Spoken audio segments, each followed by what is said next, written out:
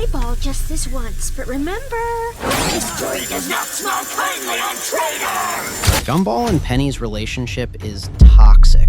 Sometimes. I mean, there's an episode where she tortures him for an entire evening. So this makes me doubt if she is actually the perfect girlfriend for Gumball, especially when there is another female that would do anything for Gumball. I'm something of a relationship coach, so today I want to go over the females in Gumball's life to find out who would actually make the perfect girlfriend for him. And I want to start with Sarah.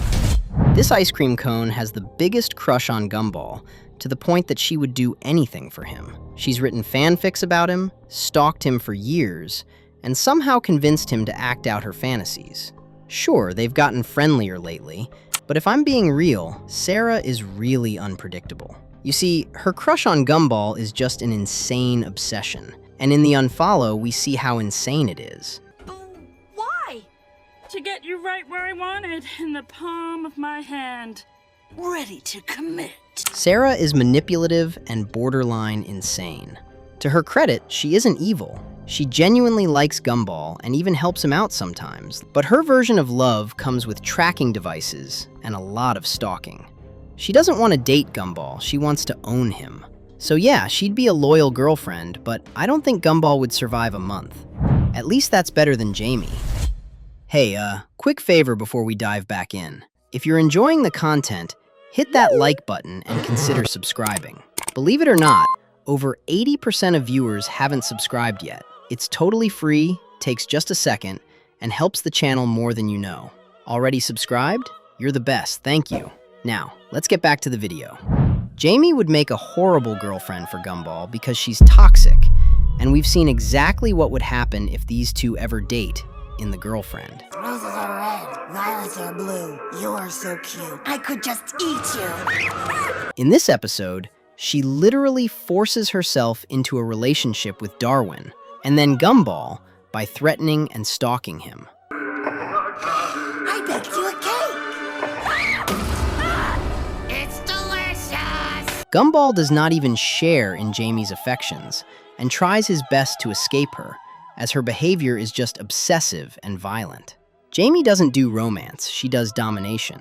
Sure, there are rare moments where she shows a softer side, like teaming up with Anais, but that doesn't change who she is. She's aggressive, controlling, and one argument away from body slamming her partner.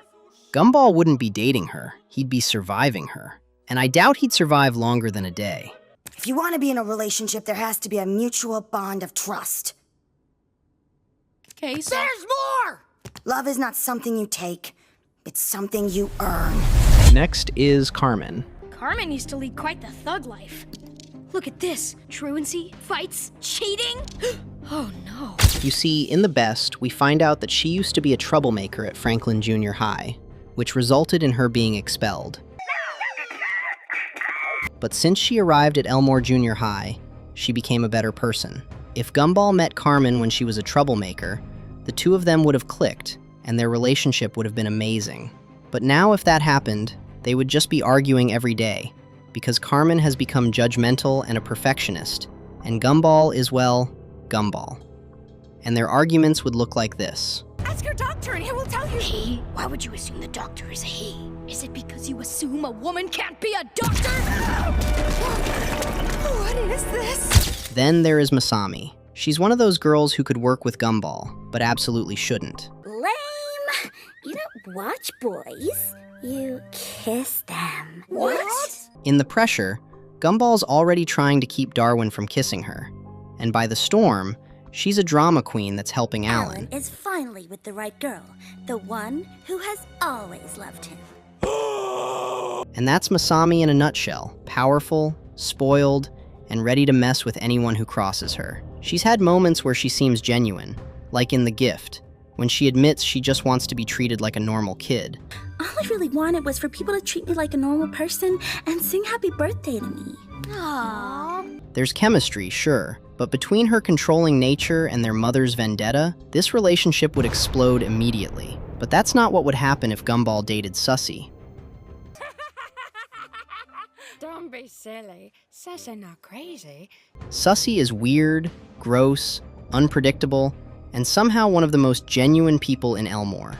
Her relationship with Gumball has always been this strange mix of disgust and respect. In the party, he almost considers taking her as his date until she burps in his face, and she was even Gumball's first kiss. You kissed Sussy!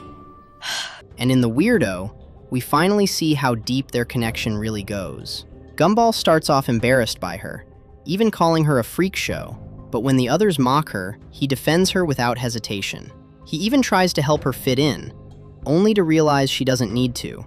Sussy's happy being herself. She's also one of the few people who truly understands Gumball's nonsense. In The Question, her monologue about the meaning of life literally changes how Gumball sees the world. Well, yes, you see, life's not about the destination, it's about the journey and making friends along the way. The search for meaning is in fact the very thing that gives our life meaning. She might be strange, sweaty, and way too into mayonnaise, but she's also kind, loyal, and free-spirited. Still, let's be honest, Gumball couldn't handle this level of weird 24/7. He'd go insane trying to keep up. Sussy's awesome, but as his girlfriend, Gumball just couldn't. But he could with Carrie. Good job, Carrie. This is gonna work. Carrie and Gumball have one of the most interesting friendships in the show. It's this weird combination of sarcasm, mood swings, and genuine care. At first, she totally takes advantage of him. In The Ghost, she literally possesses Gumball's body just to binge on junk food. But somewhere along the way, that chaotic energy turns into a real bond. In The Mirror, she helps Gumball when he's cursed, and he ends up reuniting her with her dad. Then their best moment as partners comes in The Scam, where they team up to put together a candy heist. They work together perfectly, even better than how Gumball works with Penny. Carrie gets Gumball in a way not many people do. They're both dramatic, sarcastic, and always one step away from disaster. But the problem is how Carrie's emotions run cold. She might care deep down, but she'll never admit it. A relationship between them would be boring, unpredictable, and impossible, because Carrie is his bro's girlfriend. Gumball needs someone who would plan a promposal that would take his breath away, not someone who can't even say, "I love you." If life was a candy store. Yeah. Oh, my emotions. You'd be the sweetest treat of them all. Gumball and Penny's relationship has always been the heart of the amazing world of Gumball. But when you really look at it, it's not as perfect as it seems. From the very start, it was built on this shy, awkward charm. Two kids too nervous to talk to each other until the shell, when Gumball finally confessed his feelings and helped Penny embrace her true self. It was one of the most emotional moments in the series. Gumball tells her that what's inside matters more than how she looks. And when she finally breaks out of her shell, it feels like a fairy tale ending. For a while, it really was. In the early stages of their relationship, they actually worked well together. Penny was the calm one, mature, patient, and able to handle Gumball's endless stupidity. In the romantic, she goes through reckless, borderline, life-threatening situations just because Gumball wanted to prove he could be romantic. And even after all that, she still laughs it off. In The Bros, she proves she's not clingy or possessive. When Gumball and Darwin fight over her, she tells Gumball to fix things with his brother instead of feeding the drama. But as time goes on, that fairy tale polish starts to crack. By season 6, Penny's patience is basically gone. In The Mess, she trusts Gumball to babysit Polly, but ends up screaming at him when things go wrong. And instead of forgiving him, she says she'll think about it. In The Inquisition, Gumball mistakes Sarah for Penny and gets literally burned by the real one in her dragon form. It's played for laughs, but it shows how volatile their relationship has become. Even in episodes like The Transformation and The Amadine, her family drama constantly puts Gumball on edge, and he spends half his time trying to survive awkward Fitzgerald traditions instead of enjoying being her boyfriend.